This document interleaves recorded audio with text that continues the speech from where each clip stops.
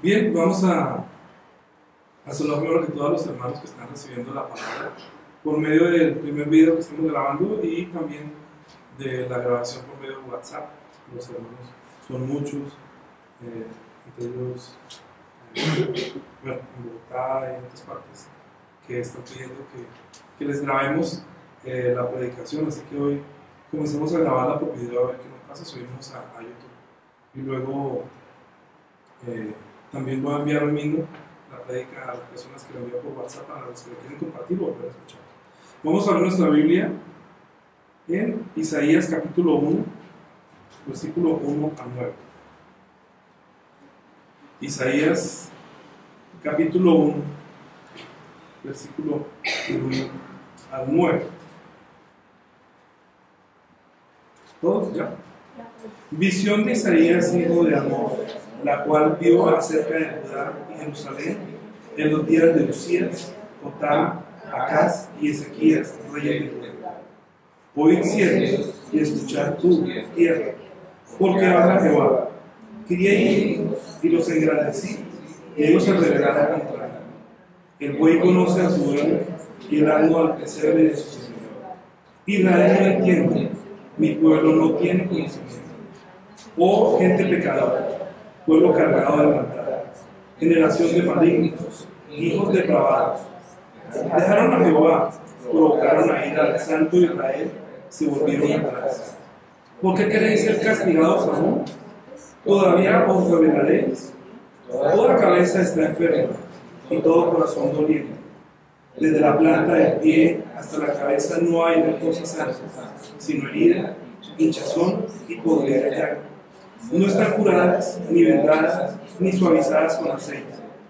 Vuestra tierra está destruida, vuestras ciudades puestas a fuego, y vuestra tierra delante de vosotros comida por extranjeros, y asolada como asolamiento de extraños. Así queda la hija de Sion, como enramada de viña, como cabaña envenenada, como ciudad asolada. Si Jehová de los ejércitos no nos hubiese dejado un rebaño pequeño, como Sodoma fuéramos, y semejantes a Gomorra. Amén. Padre Dios, te damos gracias por tu palabra, Señor. Ayúdanos, por favor, que tú me das sabiduría de tu palabra y conocimiento de tu palabra, poder de tu palabra, para que no hable por mi propia cuenta, sino que sea el testigo del Dios viviente, el testigo de Jesús. Señor, nosotros siempre nos sentimos heridos en nuestro corazón por lo que nos hace la gente, pero nosotros no entendemos que también nuestro Dios se duele y también tiene sentimiento y corazón. Jesús lo manifestó. Así que ayúdame, por favor, para que este sea el momento que el Espíritu Santo tome también control, no solamente de mi vida, sino de los hermanos que han venido a escuchar tu palabra, reciban el mensaje, desde el primero hasta el postrero, Señor. Conmueve el espíritu de cada uno de nosotros, Señor, para que no nos extraviemos ni caigamos en la tentación y seamos consumidos por el fuego de la ira de nuestro Dios, que es fuego consumido. Ayúdanos para que siempre nosotros tengamos el amor por nuestro Dios, pero que también temamos, Señor, por nuestro espíritu. Ayúdanos, te lo pedimos en el nombre de Jesús. Amén.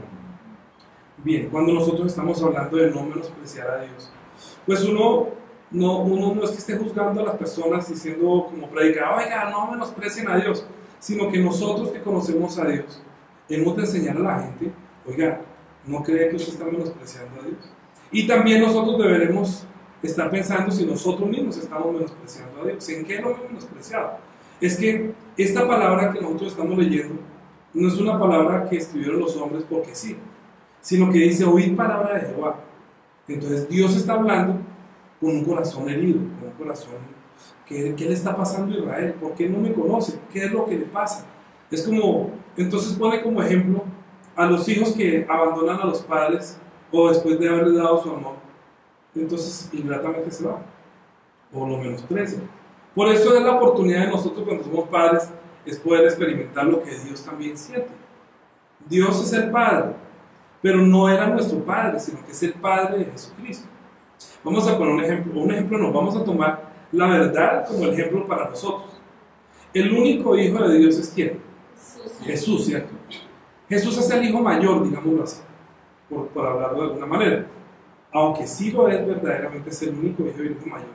Al darnos a nosotros la oportunidad de ser hechos hijos de Dios, Entonces Él se convierte en el hermano mayor y nosotros como príncipes, como hermanos menores de Jesús.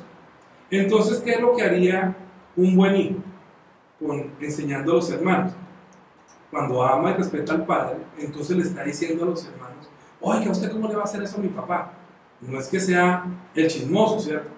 No es que le esté sapeando al papá todas las cosas malas que hacen los hermanos malos, sino que le está diciendo, oiga, a los hermanos, exhortándolos: ¿usted por qué no respeta a mi mamá? ¿Por qué no respeta a mi papá? Ustedes han visto que entre los hermanos pasa eso cuando hay peleas entre padres e hijos, que algún hermano que tiene dolor por su padre le dice: ¿usted cómo le va a hacer eso a mi papá? ¿Usted cómo le va a hacer eso a mi mamá? Es que no entiende que a mi papá le duele, que hace llorar, eso hace llorar a mi mamá. Bueno, cuando uno es hijo, puede que no haya sido padre, pero no ha experimentado ser hijo.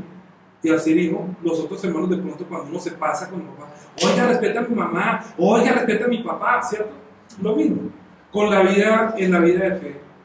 Entonces Dios está tomando como ejemplo para cuando venga Jesús, que es el Hijo, cómo nos enseña a nosotros que verdaderamente debemos respetar a nuestro Dios y no menospreciarlo. Entonces está Dios diciendo que pone a los cielos y a la tierra por testigos y me dijo: escuche, escuche cielos y tierra. Como ellos no escuchan, escuche cielos y tierra. Crié hijos y los engrandecí y ellos se rebelaron contra mí. Es el corazón de Dios hablando de Israel, obviamente. Entonces estamos viendo que la parábola para nosotros es Israel con Dios, ¿cierto? Lo que a ellos les pasó, lo que ellos hicieron con Dios, es la vida de ejemplo para cuando viniera la verdad, cuando viniera el Hijo. Pero muchas personas piensan que Dios existe, que Dios es Dios verdadero. Pero pensando que Dios existe y pensando que Dios es verdadero, no lo toma como Dios verdadero, como Dios que existe, sino religiosamente. Entonces lo ignora a Dios. ¿Y cómo lo ignora? Pues olvidándose qué es lo que Dios quiere y qué es lo que Dios siente y qué es lo que Dios piensa, y solamente se presenta delante de Dios para exigirle todo lo que necesita. Mire, es que nosotros lo vemos, nosotros como hijos siempre le exigíamos a nuestros padres: necesito lo de la lucha, necesito lo de la pensión, me pidieron tal cosa, papá, mamá, necesito, y uno siempre parece uno al banco, saque, y dele. Entonces, ¿para qué me tuvieron? Entonces, ¿para qué naces si no soy capaz de sostenerme? Entonces, bueno, uno está viviendo esa vida que cuando ya exige, pero los hijos verdaderamente comienzan a conocer a los padres más o menos, como diría yo, como a los 3 años. De los 3 años hacia atrás, muy poco uno recuerda lo que fue cuando nació, ¿no? Yo creo que uno alcanza a recordar cosas, eventos hasta los 3 años máximo. Hay unos que recuerdan más o menos desde los 5 hacia adelante, de los 6 en adelante. Pero hay personas que alcanzan a recordar máximo hasta los 3 años. Máximo. Entonces, ¿qué pasó del 1 a los 3 años y desde el embarazo? ¿Por qué no se acuerda nunca de los desvelos, del seno, del amor, del cuchicheo? Que los papás se ven, uno ve papás todos grandes, con barba, y hablando de ay, no sé qué, pero cuando van al trabajo son soberbios, ¿no? Ay, ¿usted por qué no hace? Pero ven a la niña, ay, no sé qué, se enternece, se parece a otro niño. ¿Por qué muestra ese amor a un niño y aún a la esposa? Le muestra ese cariño, pero cuando deja al niño o deja a la esposa, muestra su verdadero carácter, ¿cierto? Entonces, ¿por qué nosotros no recordamos el primer amor que tuvimos con nuestro Dios y se apaga tan rápidamente y luego se llena de la soberbia? Eso es lo que nosotros queremos aprender hoy en nuestra prédica. ¿Por qué nosotros nos volvemos soberbios ante nuestros padres? Es un ejemplo verdaderamente de la vida de fe de los cristianos. Es que nosotros vinimos a este mundo a sufrir, en verdad. Esa es la prédica de la semana entrante. Nosotros sufrimos en este mundo no fue para disfrutar ni para gozar. Nosotros no estamos aquí en este mundo viviendo la vida de la carne esperando disfrutar. Tenemos momentos de felicidad, tenemos momentos de alegría como chispazos. Ay, que se ganó tal cosa, que me fue bien en el examen, que tiene momentos de felicidad. Pero siempre la aflicción es por una cosa, sino por la enfermedad, por el dolor, porque me hirieron, porque hablaron de mí, porque chismearon, porque me quitaron, porque no. Pero siempre hay una persona 100% feliz. No existe, porque en este mundo no hay la felicidad. Por eso nosotros hemos de conocer al Dios verdadero. Y Dios lo que quiere verdaderamente es que lo conozcamos. Entonces, ¿qué hizo Él para que nosotros lo conozcamos? Por eso está hablando del Padre hacia el Hijo. Porque es que los padres se olvidan, los hijos se olvidan de los padres. Y se les tiene que ver de pronto con la fotografía. Con la fotografía, ¡ay, yo era ese! Sí, y lo ven como lo cargaba y lo besaba. Pero no recuerda qué le dijo, ni qué hizo, ni qué experimentó. sino que cuando tienen cierta edad, entonces se rebelan y hasta llegan a pegarle a los papás. Hay muchachos que alcanzan a coger a puños al papá, o los tratan con vulgaridades. Es la generación, pues, corrupta, que dice que eso es gente maldad, gente depravada. ¿Cómo puede llegar a pegarle al papá? ¿Cómo puede llegar a decirle vulgaridades a la mamá? ¿Cómo es posible que llegue a pasar eso? Pero nosotros hablamos eso de la vida de la carne y se nos olvida que nosotros afrentamos a Dios con nuestras palabras tan violentas. Es que nosotros no conocemos a Dios. Nosotros le exigimos a Dios siempre, como los hijos exigen a los padres. Déjame para la comida, déjame para los chelas, necesito el vestido, necesito viajar, necesito. Y nosotros nos volvemos con Dios exactamente lo mismo. Señor, ¿por qué no me da? Señor, necesito esto. Y si entonces no llega la respuesta de Dios inmediatamente, entonces se revela ante Dios, ya no quiere conocer de Dios. Entonces, ¿dónde está Dios? Entonces, ¿qué pasó con Dios? Entonces, ¿qué existe? ¿Acaso existe Jesús? Muchos abandonan la iglesia. Entonces no saben y no recuerdan cuál fue el propósito del bautismo. ¿Por qué nos bautizamos? ¿Por qué nosotros tomamos un bautismo? Por eso les dije que leyeran la carta de Pedro. Porque hablamos acerca de la conciencia. Recuerdan que Pedro dice que para tener una buena conciencia delante de Dios, que el bautismo en agua no quita nuestros pecados, sino que muestra una conciencia que tenemos delante de Dios. ¿Cuál es la conciencia? Que estamos pasando de muerte a vida, que Él nos salvó, que Él nos salvó. Lo que Noé le pasó es que después de que bajó el agua, él vio que todo el mundo antiguo murió y ellos se salvaron porque Dios les anunció con tiempo que iba a haber el diluvio. Y los demás no creyeron. Como no creyeron, entonces Noé tiene una conciencia. Yo le creí a Dios y por eso construimos el arca. Y la felicidad es estar en el arca y descender del arca. ¿Sí o no? ¿Cómo será la salvación? ¿Cómo será la alegría de Noé cuando baja del barco, él y sus hijos y sus esposas, a comenzar a conquistar, a llenar la tierra nuevamente? Entonces, ¿qué piensan ellos? Dios me salvó. Pedro, en la segunda carta de Pedro, comienza a anunciar. Yo creo que si no leyó la primera, pues tampoco continuamos con la segunda. En la segunda carta de Pedro hay 3 juicios que Dios hizo muy fuertes, que Pedro no se lo olvida. Y por eso yo decía en la prédica la semana pasada, que por qué es tan importante entender la mente de Pedro, por qué es tan importante entender lo que Pedro dijo. Porque es que a Pedro no se le olvidó 3 juicios grandes: el que hubo sobre los ángeles, ¿cierto? El que hubo sobre Noé y el que hubo sobre Sodoma y Gomorra. 3 grandes juicios que Pedro muestra. Y dice que si Dios no perdonó a los ángeles que pecaron, sino que entregándolos a prisiones eternas los. Y luego dice, y si Dios no perdonó al mundo antiguo, sino que salvó únicamente a Noé y al resto lo acabó. Y si no perdonó a Sodoma y Gomorra, sino que los puso como escarmiento para que nosotros aprendiéramos. Entonces Pedro es el que sabe que Dios es justo, que Dios salva, pero que también Dios juzga con justo juicio. Pero que él, antes de hacer el juicio, siempre envía al profeta que va a anunciar lo que va a pasar, para que la gente tema, y viendo el castigo que viene sobre otros, uno pueda escapar del castigo que va a venir sobre los demás. ¿Me comprenden? Si me lleva la idea, miren, entiendo. No menospreciar a Dios, lo que dice hoy la palabra es: no menospreciemos ni el amor de Dios ni el juicio de Dios, porque Dios siempre anunció y nosotros estamos escuchando el anuncio, pero se nos olvida lo que pasó. Entonces olvidamos que cuando nos anunció la palabra, cuando nos anunció la salvación, nosotros recibimos su amor y la gracia, pero pasa el tiempo y increíblemente nuestra conciencia y nuestro corazón comienza a anestesiarse. Entonces, ¿qué dice Dios de sí mismo? Dijo que Dios es luz. Mire, primera de Juan, para que nosotros entendamos que Dios es el Dios verdadero, que el Dios en que nosotros creemos es el Dios verdadero, es el Dios que anuncia las cosas. Primera de Juan, capítulo 1.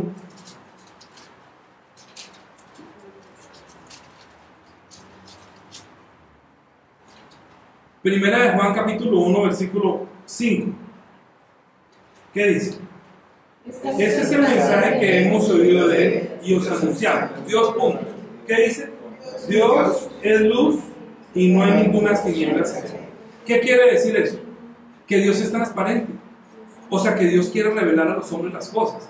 Si Dios tuviera algo como oculto, quiere decir que Dios no es luz, sino que también tiene tinieblas. ¿Sí o no? Cuando hay tinieblas hay algo oscuro. ¿A usted no le pasa cuando hablo con personas que dicen, este se tiene guardado algo porque no me dice todo? ¿Sí o no? Entonces uno entiende, a esa persona está mintiendo o está engañando y no puede revelar toda la verdad. Mire, la peor cosa que le puede pasar a uno es tener una relación con una persona que tenga doble vida. que diga por una parte una cosa y luego está haciendo otra, ¿sí o no? No hay cosa más, como dijera uno. Mire, uno perdona que la persona sea torpe, uno perdona que la persona se equivoque, que no sea más inteligente, pero una persona en la que uno no pueda confiar, sino que le mienta, que siempre tenga una parte oscura y que uno no sabe qué tan profunda es la oscuridad, que uno no puede encontrar la verdad, es muy difícil, porque uno no puede confiar.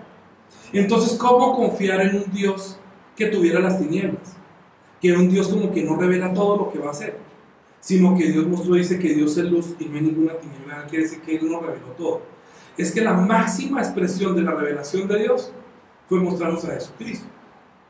O sea, Dios sí quiere revelarse al hombre, Dios quiere que lo conozcamos, como un padre quiere que lo conozcan los hijos. Uno le dice a los hijos, usted no me conoce, bravo, ay, es que usted no me ha visto, bravo, es que espere tantico, ve que llego a la correa y me va a conocer. Entonces una vez amenaza a los hijos así, porque uno no entiende que está con la soberbia y que uno tiene la piedra afuera y que usted no me conoce a mí con la piedra afuera. Pero antes le anuncia, ¿cierto? Haga tal cosa porque si no usted no me conoce, usted no sabe quién soy yo cuando me enojo. Eso no solamente le dice a los hijos, eso lo dice a otras personas también. ¿Sí o no? Claro, ¿por qué? Porque antes que venga el castigo, siempre está mostrando lo que va a hacer. Entonces Dios mostró desde la antigüedad, y Pedro lo entendió, y Pedro es consciente, que Dios mostró que iba a venir un juicio sobre el mundo antiguo. No dijo el de los ángeles, porque de los ángeles no haya profecía acerca de los ángeles, porque nosotros fuimos creados después de los ángeles, posterior. Pero Pedro se está diciendo que a los ángeles no los perdonó. Pero sí dijo que anunció por medio de Noé que iba a acabar el mundo antiguo y solamente Noé se salvó. Pero Dios le anunció a Noé, voy a acabar con toda la carne. Entonces Noé entendió eso, y Noé ¿qué hizo? Bueno, Señor, pues haga lo que quiera, no hay que construir una... Ay, no, qué pereza, no, pues que vengan los juicios, que va a llover, ay, Dios sí, que si no ha llovido. No, Noé temió a la palabra de Dios y dijo, voy a acabar, y él le creyó a Dios que va a acabar, y con tiempo preparó el arca y salvó él y su familia, pero con tiempo le avisó. O sea, Dios no tuvo como la tiniebla, la oscuridad con Noé, porque Dios no es pecador, porque Dios no es malo, porque Dios no es malvado, porque Dios no está buscando el mal del hombre, sino salvarlo. Entonces mostró cómo podía salvar lo que sea uno. Él no se impresionó ante la multitud que había en el mundo antiguo, sino que salvó una familia. Para darnos a nosotros ejemplo, bueno, si se salvó una familia, pues a partir de una familia podemos comenzar nuevamente. ¿Sí? Entonces, ¿qué dijo Jesús en cuanto a eso? ¿Quién es mi padre, mi madre y mis hermanos? Los que escuchan la voluntad de Dios y la hacen. Entonces, ¿Dios a qué familia va a salvar? Pues a su familia, a los que escuchan la palabra y se hacen hijos de Dios, los salva, aunque seamos poquitos, pero Dios va a salvar solamente eso. La gente, el remanente está diciendo, en Isaías, está diciendo que si Dios no hubiera guardado que sea un remanente, ¿sabe qué es un remanente? Un remanente es un poquito nomás, un poquitico de gente. Un remanente es que de 1000 pueden ser 2 o 3. Un remanente es que del mundo antiguo el remanente fue Noé. Un remanente quiere decir que si Dios no hubiera tenido a Lot, ¿se acuerda que salió Lot y las 2 hijas? Las esposas por voltear a mirar atrás se quedaron. Hubiera sido como Sodoma y como Gomorra, que cuando estaban en la vida inmunda, cuando estaban llevando la vida pervertida, Dios trajo el juicio no solamente sobre la carne, sino sobre la carne corrupta, o que está llevando la vida abominable, y trajo y los destruyó a todos. Entonces este Dios solamente sacó al único que veía cuando estaban teniendo esa conducta tan aberrante. Entonces lo afligía su alma cada día diciendo, viendo los hechos inicuos de hombres con hombres y mujeres con mujeres, decía, pero terrible. Entonces ¿a quién salvó Dios? A ese que temía y a ese que fue anunciado. Entonces los ángeles fueron enviados y dijeron, Dios va a acabar con Sodoma y Gomorra y va a destruirlo, y Abraham le dijo, entonces Abraham comenzó a interceder por ellos, porque anunció el juicio. En eso quiere decir que Dios es luz y que no hay ninguna tiniebla en él, que nosotros podemos confiar, o sea que él no haría, mire, Dios no haría como la luz que hay en el mundo del sol, ¿cierto? El sol se mueve y hay sol va por otro lado, pero Dios es luz, la luz de él no es la luz de este mundo. Entonces, ¿qué dijo Dios acerca de la luz de él? Jesús dijo, yo soy la luz del mundo. Juan dio testimonio de Jesús diciendo, en él estaba la luz, y la luz era la vida. O sea, Dios, ¿qué es lo que nos quiere dar a nosotros? La vida, y la vida está en la luz. Si nosotros amamos las tinieblas, amamos la muerte. Si nosotros amamos la luz, entonces amamos la vida. Entonces en Jesús estaba la luz. Pero él también dijo acerca Pablo también dijo que yo también vi la luz cuando, ¿se acuerda? Cuando iba persiguiendo a la iglesia. Y Pablo iba a su caballo persiguiendo a los de la iglesia y dijo que vio una gran luz. Y no era la luz de este mundo, era la luz del resplandor de la gloria de Cristo. Que él pudo ver la gloria de Cristo. Nosotros dijimos, dice la Biblia, Jesús dijo, ustedes son la luz del mundo. Entonces si nosotros somos luz del mundo, somos los que estamos revelando quién es Dios. Nosotros cuando estamos revelando quién es Dios, estamos diciendo es lo que Dios va a hacer. Miren, nosotros estamos levantando una iglesia para que los hombres vean contentos y engañados diciendo, vengan y siembren, vengan y planten, vengan y tengan la prosperidad. No, porque eso no es la iglesia. ¿Qué es la iglesia de Jesucristo? La que anuncia lo que Dios hizo, lo que Dios prometió, lo que Dios cumplió y lo que va a cumplir. ¿Cierto? Nosotros estamos diciendo que nosotros estábamos perdidos, que Adán se perdió por el pecado de la desobediencia y su espíritu murió. Pero Dios quiere salvar al hombre. Para salvar al hombre, ¿qué tuvo que hacer? Revelarse al hombre, porque Dios es espíritu y el hombre no lo podía ver. Entonces, ¿qué hizo Dios? Segunda de Corintios, capítulo 8, segunda de Corintios, capítulo 8, versículo 9.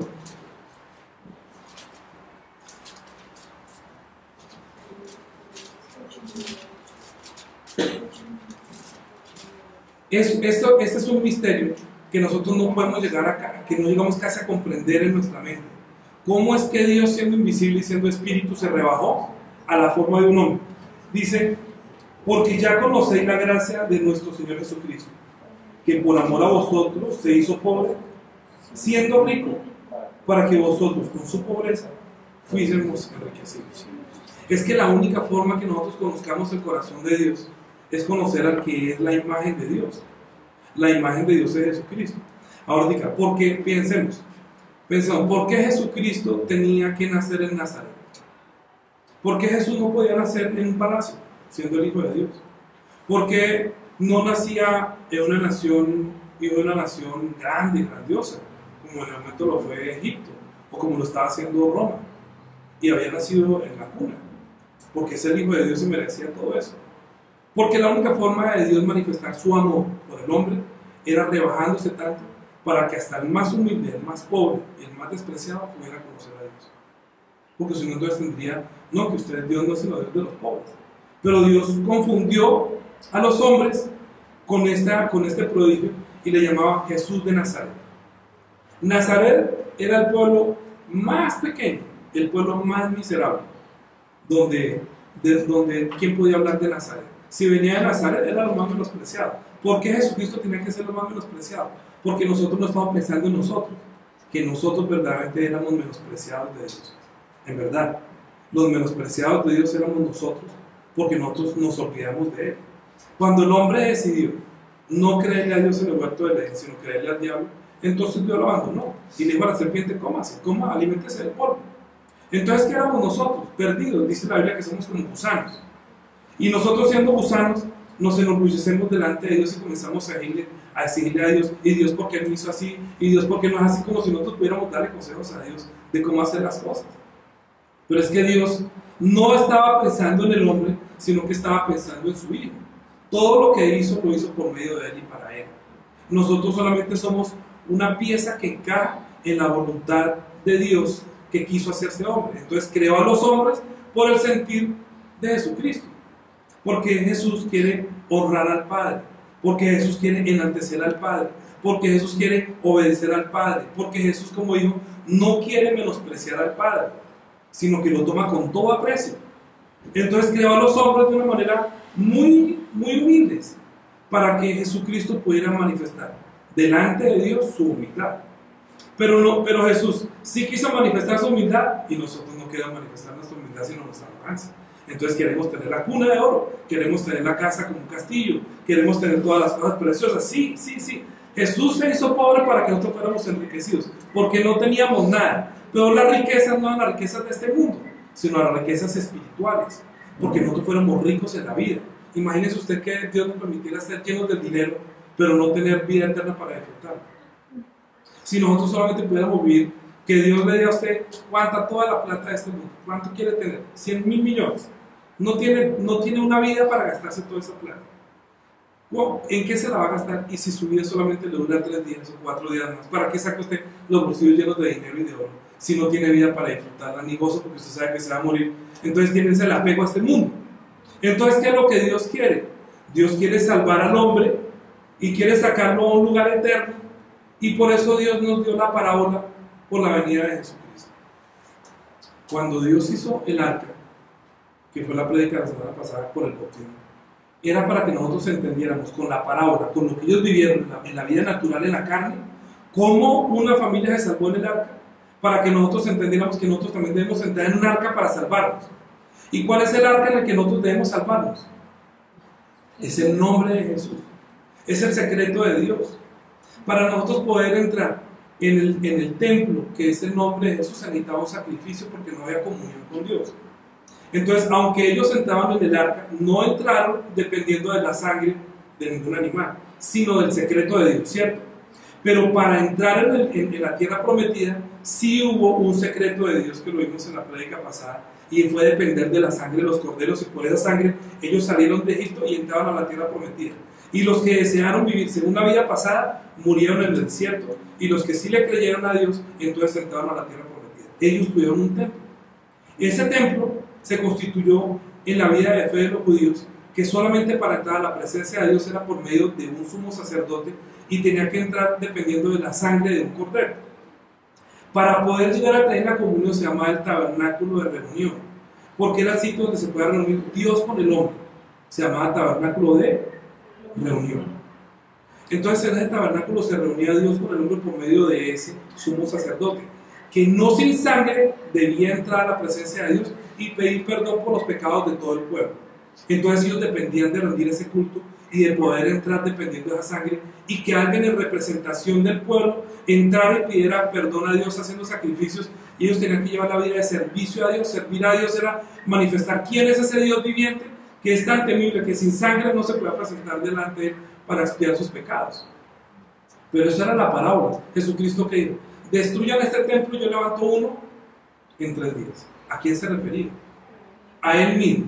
Él no quiere decir que él es en sí que entrara en el templo visible, sino que va a ser un templo invisible, que es por medio de su nombre. Entonces los que nos bautizamos creyendo en su nombre, nos bautizamos en su nombre para entrar en su nombre, y cuando nos bautizamos en su nombre es como si entráramos al arca.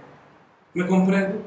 Todas las personas que sabemos que no tenemos comunión con él, porque somos pecadores, dependiendo de la sangre de Jesucristo, dependiendo de esa vida de sacrificio de Jesucristo, del sacrificio que él hizo para quitar el pecado y reconciliarnos con Dios, dependiendo de esa sangre, podemos entrar a la presencia de Dios, y luego entramos a la presencia de Dios un día por medio del bautismo. Cuando nos bautizamos, entramos en el templo, entramos en el arca donde nosotros nos salvamos. Cuando nosotros bautizamos, estamos en Jesús. Pero ¿qué le pasa al hombre? Que menosprecia nuevamente ese amor que recibió una vez algún día, y luego lo abandona porque no tiene el dinero, porque no tiene la plata, porque no tiene las cosas, porque no tiene las cosas de la carne, pero no sabiendo que Dios está probando su vida de fe. Miren, ¿cómo es probar la vida de fe de Dios? ¿Por qué es el matrimonio? Porque Dios estableció el matrimonio para que nosotros veamos que cuando uno se casa con su esposa, con su esposo, el hombre y la mujer deben ser fieles el uno al otro. ¿Cierto que sí? Así lo dice uno cuando se casa. ¿Que vamos a estar en qué? ¿Solamente en las buenas? Las buenas y las malas. Siempre dice que hasta que la muerte. Entonces, que no nos separe sino la muerte, ¿verdad? Dios dijo que lo que Dios unió no lo separe el hombre. O sea que el matrimonio entre hombre y mujer fue establecido ¿por quién? Por Dios, ¿cierto? Y Dios dice que lo que Dios unió no lo separa el hombre. ¿Será que lo está diciendo solamente por el matrimonio de los hombres? ¿O será que lo está diciendo a manera de parábola para que nosotros nos entendamos que cuando nos unimos a Jesús es para estar con Él en las buenas y en las malas? Porque es que la iglesia de Jesucristo es en parábola la esposa de nuestro Señor Jesucristo. O sea, cuando nosotros creemos en Cristo, que nos compró con su sangre, siendo como una mujer despreciada que no tenía quien la comprara, no tenía con quién casarse, sino que era menospreciado, éramos menospreciados, Él nos tomó con aprecio y miró como si fuera una mujer perdida, como una prostituta que se vendió al diablo. Y Dios la lavó, la sanó, la limpió y la compró con su sangre y le dijo: ven, únete a mí, cásate conmigo y yo te llevaré a la casa de mi Padre. Eso es la iglesia. La iglesia es recibir el amor tan grande de nuestro Cristo, que no quiere que esa mujer o la humanidad se corrompa y se pierda en el infierno, porque nadie la apreció, porque el diablo la destruyó. Entonces Dios tiene la misericordia y mostró ese amor por medio de Jesucristo. O sea que la expresión más grande del amor de Dios por la humanidad es permitir que se una el matrimonio con Jesucristo, como si fuera un matrimonio, unidos con Él por la sangre, dependiendo de esa sangre, y unidos por Él por medio del bautismo. Así es cuando nosotros vamos a despedirnos de este mundo. ¿De qué estamos dependiendo nosotros para salir al mundo eterno, a la vida eterna, al mundo espiritual eterno, al nuevo mundo? Estamos dependiendo de esa unión, de ese pacto que Dios hizo con el hombre, que lo estableció desde antes y predestinó que todos los que confiáramos en esa sangre y nos uniéramos a Jesucristo por medio del bautismo, nosotros podemos llegar a decirle a Dios Padre. Pero nosotros, ¿cómo tratamos ahorita a Dios siendo Padre, siendo nuestro Padre? ¿Cuál es nuestra relación de nosotros verdaderamente con Dios? ¿Es como el Padre? Nosotros estamos enseñando a las personas que no conocen a Dios que no menosprecie a Dios, que no menosprecie las profecías, que entienda que Dios un día va a traer el día de la ira, que llevamos 2000 años de gracia, sí, de gracia, pero esa gracia que lleva a que la gente lleva viviendo la vida perdidamente porque no hay juicio todavía. Como no hay juicio, entonces la gente vive por los deseos de la carne y se olvidó de Dios y se olvidó que hace 2000 años Dios derramó su sangre para reconciliarse con el hombre y manifestar su amor para que nosotros, entrando en Jesús, estemos en el arca y nos salvemos. Pero al hombre se le olvidó eso. ¿Y qué hace la iglesia hoy en día? Muchas iglesias no están predicando el evangelio. Las iglesias están predicando prosperidad. Si usted predica prosperidad, la iglesia se llena. Pero si predica de la sangre de Jesucristo y de arrepiéntase, ay no, que jatera, siempre está diciendo que se arrepienta, siempre está diciendo que... Pero ¿a cuáles profetas eran los que mataban en el Antiguo Testamento? A los que decían arrepiéntase. ¿A cuáles profetas despreciaban? A los que venían de parte de Dios diciendo: viene el juicio de Dios, huyan. No más, miren, no más cuando Dios le dijo a Israel que fuera y se entregara en manos de Babilonia, ellos no creyeron, y Dios les dijo: vayan a Babilonia, porque yo voy a destruir a todos los que quedan en Israel, los voy a salvar, pero se entran a Babilonia. Los que no creyeron murieron. Pero ¿cómo Dios nos va a entregar? Entonces los profetas que decían que se entregue en manos de los babilonios, de los de Babilonia, entonces ellos decían que no, Dios nos va a librar de esto, nos va a librar. No, murieron. A ellos les parecía, no era razonable que se entregaran a los de Babilonia. Pero mientras estuvieron en Babilonia fueron guardados. Así como también estuvieron guardados los hebreos en Egipto. Egipto no era su nación, pero los hebreos estuvieron guardados, se multiplicaron. ¿Y dónde estamos nosotros? Nosotros estamos en las tinieblas. ¿Acaso Jesús no dijo: no te pido que los quites del mundo, sino que los guardes del mal? El Padre nuestro no está diciendo: líbranos de caer en la tentación, no nos deja caer en la tentación, líbranos del maligno, porque Él sabe que estamos viviendo como estuvieron los hebreos en Babilonia, como estuvieron los hebreos también en Egipto, aunque no era su pueblo. Nosotros no nos podemos mezclar con la gente de este mundo después de que somos hijos de Dios, pero seguimos viviendo acá. ¿Cierto que seguimos viviendo acá? Nosotros no menospreciamos a la gente, sino que le estamos diciendo: oye, tú también te podrías salvar, recibe el amor de Dios, recibe el amor de Cristo, recibe la gracia. Este mundo se va a acabar. Si nosotros vamos en un barco. En el barco está todo a tiempo, todo está bien.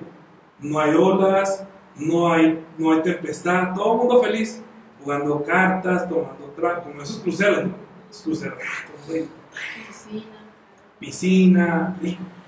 Pero si de pronto está entrando a aguas que no le pertenecen y de pronto se escucha decir que si no se detiene vamos a lanzar las bombas, entonces así arriban los barcos o los aviones cuando atraviesan las zonas que no le corresponden y no escuchan el aviso que vamos a arribar, pero unos poquitos dicen: oiga, que van a arribar el barco. Usted está loco.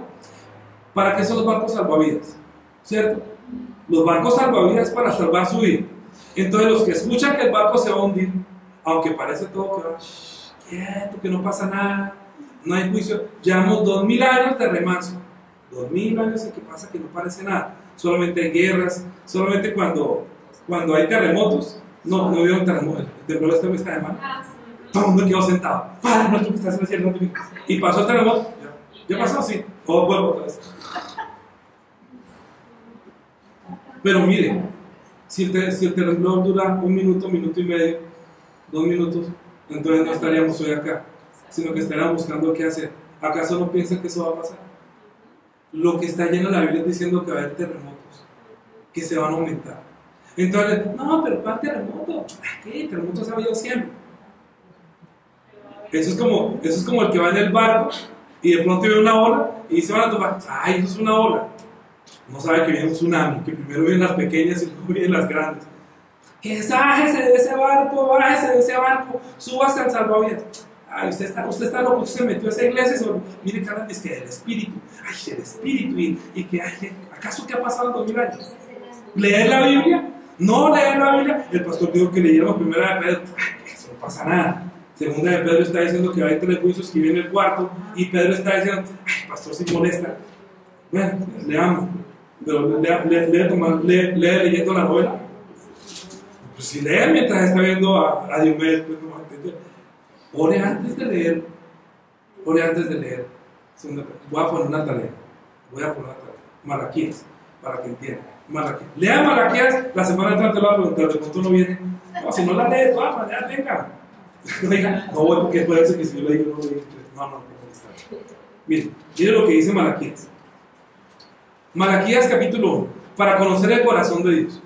Por eso lo estoy diciendo, es que no menospreciemos a Dios, es que no menospreciemos que Él tiene corazón, tiene los sentimientos, que Él también siente lo que nosotros hacemos, que nosotros solamente le pedimos y cuando estamos bien nos olvidamos de Él y solamente nos acordamos de Él, como cuando uno se pincha y se acuerda que tiene el llanta de repuesto, ¿no? Usted sí revisa la llanta de repuesto, o solamente el día que la necesita. ¿Cierto? Ya que la gente la llanta, ay, está desinflada, ¿qué hora se desinfló esa mugre llanta? No, pues cuando está pendiente de la mugre llanta, obviamente no. Yo estoy mandando inflar la llanta de repuesto porque se desinfla más la llanta de repuesto a veces que la otra llanta, no sé por qué, eso le pasa, tocará cambiar. Pero uno no puede ser que uno se acuerde de Dios solamente cuando está en el problema, en verdad. Acuérdese de Dios, recordando que es el Dios que nos conoce y que quiere que nosotros lo conozcamos, que Él es Dios de amor, pero que también tiene juicio. Lo acabamos de leer, es ir a consumir. Primera, Malaquías 1, capítulo 1, versículo 6, que dice: el hijo honra al padre y el siervo a su señor. Si pues yo soy padre, ¿dónde está mi honra? Y si soy señor, ¿dónde está mi temor? Dice Jehová de los ejércitos a vosotros, oh sacerdotes, que menospreciáis mi nombre. ¿Qué es lo que está menospreciando? El nombre. Cuando nosotros decimos no menospreciemos a Dios, estamos diciendo que no menosprecies solamente la parte espiritual, sino el nombre de Dios. ¿Por qué el nombre? ¿Qué tiene que ver el nombre con Dios? ¿Qué quiere decir Jesús? Emmanuel. Y Emmanuel quiere decir Dios con nosotros. Entonces cuando nosotros decimos, ¿cuál Jesús? Estamos diciendo, ¿cuál? Que Dios está con nosotros. Mire dónde está. Mire, está enfermo y ¿quién no ha sanado? Mire, está así. ¿Y dónde está Dios? Usted está hablando, ¿dónde aparece Dios? Porque menosprecia que Jesús dijo: estaré con ustedes todos los días hasta el fin del mundo. Es que estar con nosotros hasta el fin del mundo no quiere decir que solamente está para pedirnos las cosas, para que no toquemos todas las cosas de la carne y estemos tranquilos. Y cuando ya tiene lo que necesita la carne, se olvida de Él. Mire, yo a veces regañaba también a mis hijas porque le pagaba la cuenta telefónica. Le digo: oiga, yo no pago la cuenta telefónica, así, ¿por qué no gasto un minuto y me llama y me dice cómo está? Papi, ya llegué. Mire, yo le pago, pero llámeme, dígame cómo estoy. Dígame cómo. No me llame para contarme chisme y quiere, pero dígame cómo está. ¿Qué es la oración? La oración es la que cree en Jesús, que Dios está escuchando. Cada vez que usted ora, tiene que entender que está orando en el templo, o sea, que está orando en el nombre de Jesús, en el sitio que Dios destinó, que es el templo, casa de oración, y que estando ahí, Dios lo puede escuchar. ¿Cómo menospreciaremos nosotros a Dios diciendo: Padre, ayúdame, Señor, mira, estoy pasando la dificultad, no entiendo la palabra? O decir: Padre, necesito para pagar la deuda. Padre, necesito para la lonchera. Padre. ¿Y su espíritu qué? No dije yo que no busque qué comer. Yo sé que usted necesita todo eso. Busque primeramente el reino de Dios, su justicia. Que nunca se lo olvide que hay un reino espiritual esperándolo. Su vida puede acabar hoy o mañana, pero usted se acuerda siempre que tiene un lugar donde ir a morar eternamente. Entonces, ¿para qué se apega a este mundo por el dinero? El diezmo precisamente romper el apego por el dinero. ¿Qué es lo que la primera gente piensa en la iglesia? No vayan a sacar la plata. No, es que eso es para el pastor. Miren todos los pastores llenos de plata y ricos. Vayan, lleven la plata al pastor. Pero entonces, ¿qué hacemos? Rompemos Malaquías, arrancamos las hojas de Malaquías. Porque eso es lo que está diciendo. ¿En qué hemos menospreciado? Le pregunto. Versículo 12 dice: ¿en qué hemos menospreciado tu nombre? En que ofrecéis sobre mi altar pan inmundo, y dijiste: ¿en qué hemos deshonrado? En que pensáis que la mesa de Jehová es despreciable, y cuando ofrecéis el animal ciego para sacrificio no es malo. Asimismo, cuando ofrecéis el cojo o el enfermo no es malo. Preséntalo pues a tu príncipe. ¿Acaso se agradará de ti o le seréis acepto? Dice Jehová de los ejércitos. En otras palabras, usted tiene un empleado y usted le dice: sírvame un tinto o sírvame una comida, y se la sirve, por ejemplo, encima de una hoja de plata. Bueno, si está en el campo, comprendido, ¿no? Si, ay, Nico, la hoja de plata, no sírvame la hoja de plata, entonces sírvame la hoja de plata. Pero si está en una visita y sírvame un tinto, se lo sirves en el pocillo y está bien sin su... Bueno, ¿sí? Presénteselo a ver si se lo recibe. A ver si el jefe lo dice: uy, ¿qué pasó con este tinto? ¿Sí? O, por ejemplo, invito a comer a alguien y saca lo que se le está dañando en la nevera. Ay, es que este pollo se está dañando. Venga, ofrezcámoselo, invitemos a Juan David, el pollo que está dañando. Para aprovechar que a veces cuando dice: uy, para esto, pero eso duele como a ver. No. ¿Cómo estás? Es fragancia natural. O bueno, cuando sacan, venga, te pones esta noche y dicen: pero saca el pan viejo que está ahí entre. No. Entonces, lo mismo, está diciendo: si cuando usted ofrece a Dios, le está ofreciendo lo mejor, porque está menospreciando a Dios, ¿cierto? Entonces, versículo 9. Ahora puedes orar por el favor de Dios para que tenga piedad de nosotros.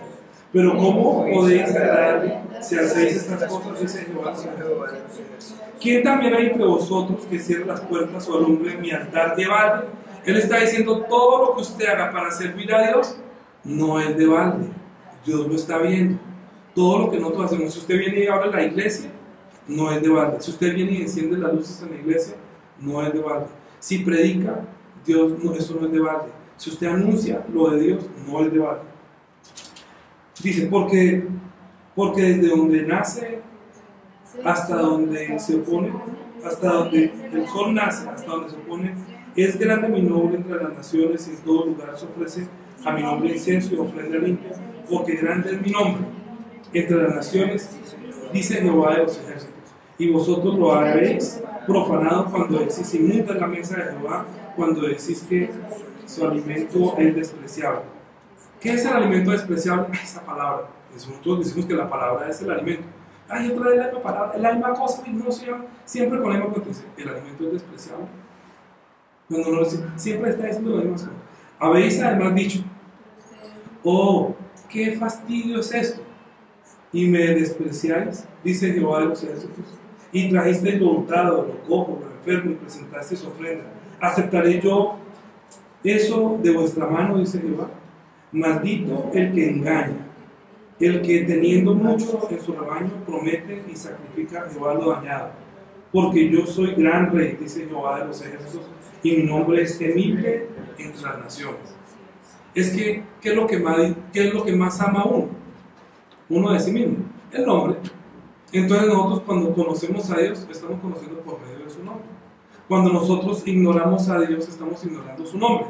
Entonces la gente piensa que el nombre es Jehová. Jehová quiere decir el Señor, pero el nombre de Dios, ¿cuál es? Jesús. ¿Qué es lo que la gente ni siquiera quiere hablar? El nombre de Jesús. Nadie quiere decir: oiga, venga, le enseño de Jesús, venga, le hablo de Jesús, conozca a Dios. Dios es transparente, mire, Él nos salvó, Él murió por nosotros, mire su amor. Si usted no se conmueve ante Juan 3:16, que de tal manera amó Dios al mundo, sino que dio a su Hijo para que lo conozcamos, para que experimentemos su amor, entonces, ¿qué más le puede hacer mover el corazón para que conozca a Dios? ¿Cierto que ya no hay otra cosa? Mire, ¿con qué otra cosa Dios puede conmover al hombre para que lo conozca? ¿Qué otra cosa tiene que hacer? ¿Tenerlo lleno de la plata? ¿Tenerlo lleno de la felicidad y comodidad en este mundo? No, eso no es lo que Dios ve, porque dice que ahí no está la vida, en este mundo no está la vida. La única forma de Dios manifestar su amor es salvando. salvando al hombre, haciéndose él mismo carne, haciéndose pobre, naciendo en Nazaret, en un pesebre, tomando nuestro lugar en la cruz, derramando su sangre, reconciliándonos con Dios y permitiéndonos entrar en su nombre para que estando en su nombre estemos en el arca donde ha de salvar nuestro espíritu. ¿Por qué? Porque sabe que viene el juicio sobre esta tierra. Por eso el día que lea nórdica, segunda de Pedro y Malaquías. Tarea, en verdad lean. Saquen, se demoran media hora leyendo esas dos cosas, media hora de su vida de 8 días. Malaquías, todo completo. Y segunda de Pedro. Se vuelve a hacer la tarea primera y segunda de Pedro, está bien. Pero les digo, para que entendamos que Dios promete algunas cosas, pero también dice y anuncia que viene el fin de este siglo, que viene el fin de la carne, que dice, oiga, pero es que el fin de la carne, la vida de la carne, es como la flor de la hierba. Dice así, ¿cierto? La vida de la carne es como la hierba, y la gloria del hombre como la flor de la hierba. ¿Qué es lo que primero se cae? La flor, o sea, la gloria de los hombres. Y después la carne. La carne se termina. La vida de nosotros se pasa muy rápidamente. Si nosotros podemos observar, yo hago memoria de mi vida, y ya murió mi papá, ya murió mi mamá, ya murieron 2 hermanos, ya murió un cuñado, ya murió a gente que está desapareciendo, tíos, primos, toda la gente que a mi alrededor está muriendo. ¿Y dónde están? ¿Y por qué será que ellos murieron teniendo la esperanza de estar en Cristo, viviendo en Cristo para morir en Cristo? No, el 90% de ellos, si no fue el 95 o el 99%, no tuvieron fe, se pierden. Y yo les anuncié, crean en Jesucristo, crean en la sangre. Yo soy libre de la sangre de ellos, como no soy libre de la sangre de ustedes. O sea, yo les anuncio, viene el fin de este mundo, no amen este mundo. No les estoy diciendo que no trabaje, que no estudie, no. Estoy diciendo que no se apeguen y sirva a Dios. La semana pasada, ¿cuál era el propósito de la prédica? 3 cosas que Dios sabía, que los judíos sabían, que al salir de Egipto iban a hacer. 1, era llevar la vida de servicio, ¿cierto? 2, la vida de sacrificio. ¿Se acuerdan? ¿Sí se acuerdan? Bueno, más bien vamos a hacer una cosa. Lean la hoja. 3 cosas que están en el resumen en la parte de acá. Que está 3 cosas acá. De la semana pasada. Esta semana estaba en negro, está negrito. Temamos, obedezcamos y sirvamos. Porque lo primero que habló ellos es que cuando ellos sabían que salían de Egipto, dependiendo de esa sangre, salían a servir a Dios en el desierto. Y luego salían a hacer sacrificios a Dios en el desierto. ¿Se acuerdan?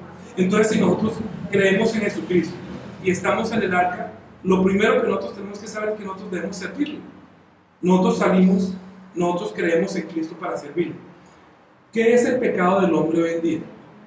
Que dice que cree, pero no le sirve. Yo creo. Si cree, ¿por qué no le sirve? Eso es como tener una fe inerte. Es como tener una fe muerta que no tiene la obra.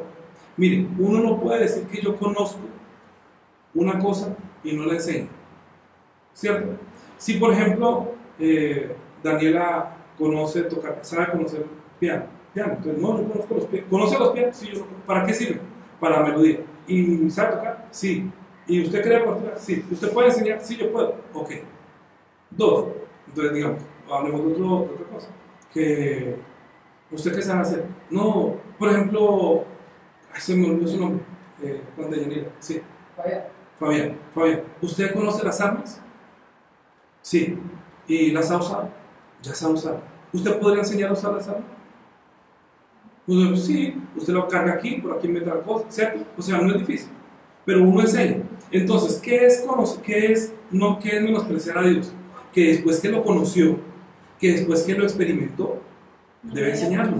Si no lo enseña, verdaderamente no tiene fe. O sea, no le sirve a Dios. Dígame, ¿para qué llevarían a Fabián a prestar el servicio militar si no sabe usar el arma?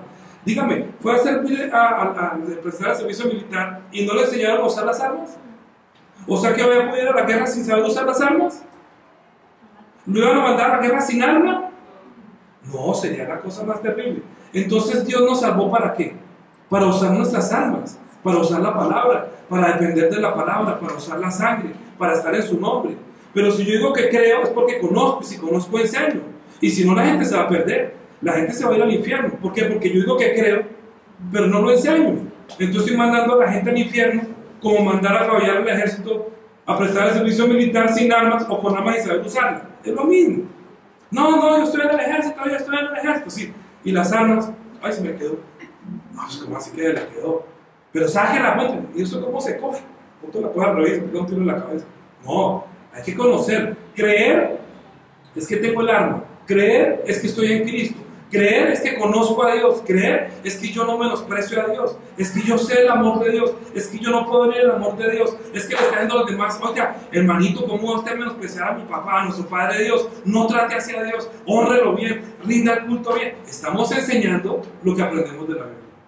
Si nosotros la conocemos, la enseñamos. Pero nadie puede volver diciendo yo creo que soy soldado y no tengo armas. Es lo mismo. Yo creo que soy soldado.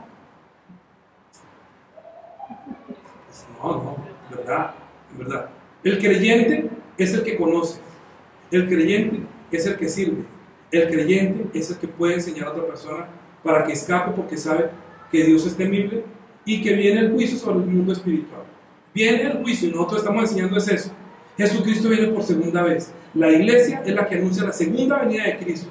¿Que llevamos 2000 años de gracia? Sí, 2000 años de gracia. Pero viene el juicio. Porque no teme, reciba el amor de Dios, pero tema. ¿Sabe yo cuándo temo? Cuando veo cómo otros pastores se desvían y caen en tentación y se pierden tras los deseos de la carne. Como muchos pastores están diciendo una cosa, enseñan, pero ellos mismos no son transformados por el poder de la palabra. ¿Cómo pueden enseñar que creen en Jesucristo, pero su propia mente no lo cree, sino que está viviendo una vida corrupta? Entonces no ha creído. Es como en verdad, es como decir que yo creo que uso las armas, pero no las sé usar. Miren, las armas se usan, pero las usan, no usan. Es como la mujer que dice, ay, tan rico que ser mamá, pero ya tuvo hijos. No, pues ahí está el vientre, está el útero, pero yo no he tenido. O sea, yo no sé lo que es un dolor. Entonces, ¿por qué dice que tener hijos es doloroso? Ser cristiano es doloroso. Todos los que hemos sido cristianos sabemos el dolor, que es cargar la cruz, la vergüenza que la gente quiere escupirnos, rechazarnos. Sí, los van a rechazar. Jesús dijo, los van a maltratar, ustedes van a ser aborrecidos por causa de mi nombre. Yo se los advertí. Porque nosotros vinimos a este mundo a sufrir porque tenemos los mismos padecimientos de Cristo. A este mundo, después de que conocemos a Cristo, tenemos que pasar la vida de sacrificio, que es la otra predica. ¿Qué es la vida de sacrificio? Hoy está hablando de la vida de servicio. La vida de sacrificio es la vida que lleva los mismos sacrificios de Cristo, hasta resistir hasta la sangre. Pero sirvamos diciendo, guiando a la gente, sirvamos enseñando a la gente, mostrando nuestra vida transformada, nuestra mente transformada. ¿Cierto que sí? Y si no, no somos cristianos. Decir que creo y no enseña a otro, miente. Debe ser luz en medio de las tinieblas. Ser transparente, tener una fe transparente. Mira lo que dice la Biblia. Estábamos muertos.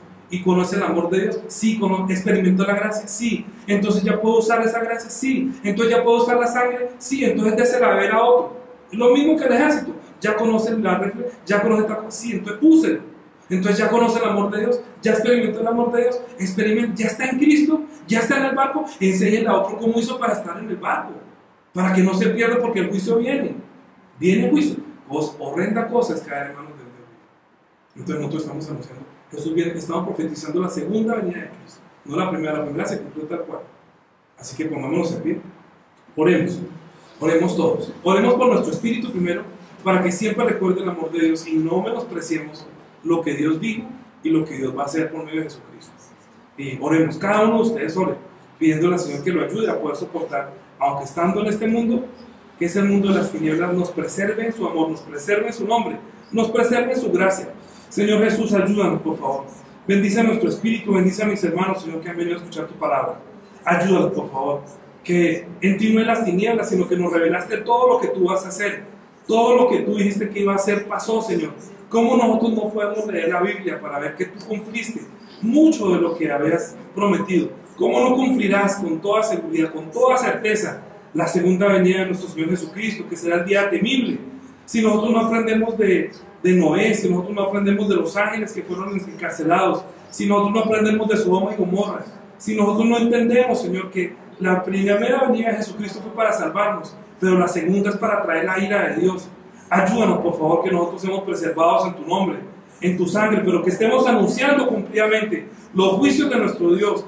Ayúdanos, por favor, que no menospreciemos a nuestro Dios, su palabra, sino que volvamos a la Biblia, Señor, Ayúdanos a volver la Biblia con corazón verdadero, Señor, buscando tu voluntad, entendiéndola, conociéndola, para poderla enseñar conforme al propósito de que tú escribiste la Biblia, Señor.